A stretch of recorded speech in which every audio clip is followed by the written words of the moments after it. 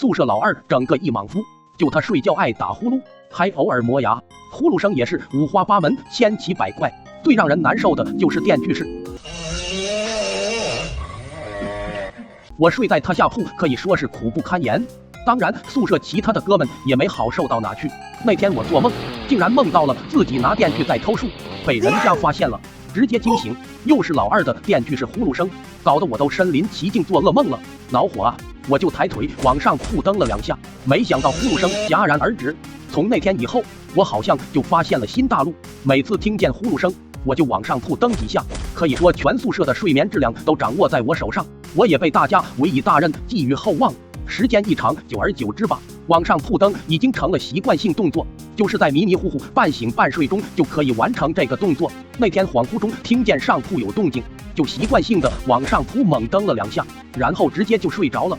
第二天醒来就看见老二跟个蛤蟆似的趴在地上一动不动，地上还一滩水渍，这可给我们几个都吓坏了。这是啥情况？我哆哆嗦嗦的试了下老二的鼻息，还有气，我们几个放下心来。可是他怎么趴地上了呢？姿势还这么怪。几人赶忙把老二叫醒，扶他坐在了床上，问他怎么回事。老二醒来显然有点恍惚，愣了好一会才说道：昨晚我好像是要上厕所来着，然后坐床边愣了下，结果直接飞了。听老二这描述，我好像明白了是怎么回事。应该是他坐床边的时候，我在下面猛蹬床板，然后床板一翘给他翘飞了，趴着下来的，怪不得姿势这么奇葩，关键还给摔昏了，真是不可思议。我赶忙说道：你这肯定是梦游了，做得好好的怎么会摔下来？就算摔下来，你那么容易昏吗？其他室友也是心知肚明，赶紧替我打马虎眼。是呀，你肯定是梦游了。对呀，你这体质怎么会昏呢？指定梦游啊。老二将信将疑，嘀咕了句：梦游了吗？我没这毛病啊。那我这浑身痛是咋回事？你这趴着睡地上能不痛吗？老二一听好像有一点道理，这事也就被糊弄过去了。当天晚上我又听见上铺有动静，习惯性的又准备踢，一想到昨晚发生的事情，我就忍住了，还好没踢。老二下来上了个厕所，我听见他走到床铺这里就不动了，干啥呢？咋不上去了？站我后面干啥呢？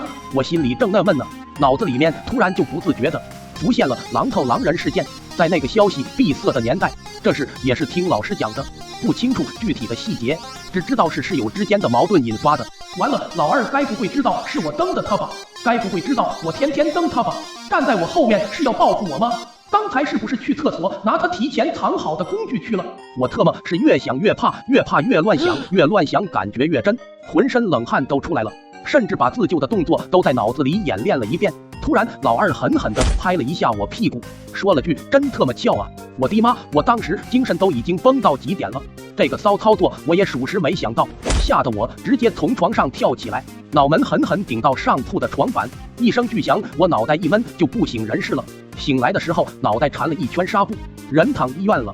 据老二描述，准备爬回上铺的时候，突然就来了兴趣，就拍了下我。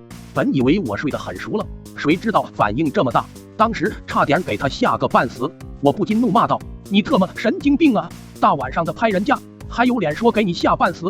后来回去给他们讲我的心理活动，他们一致认为我有被迫害妄想症。我去，我都无语了。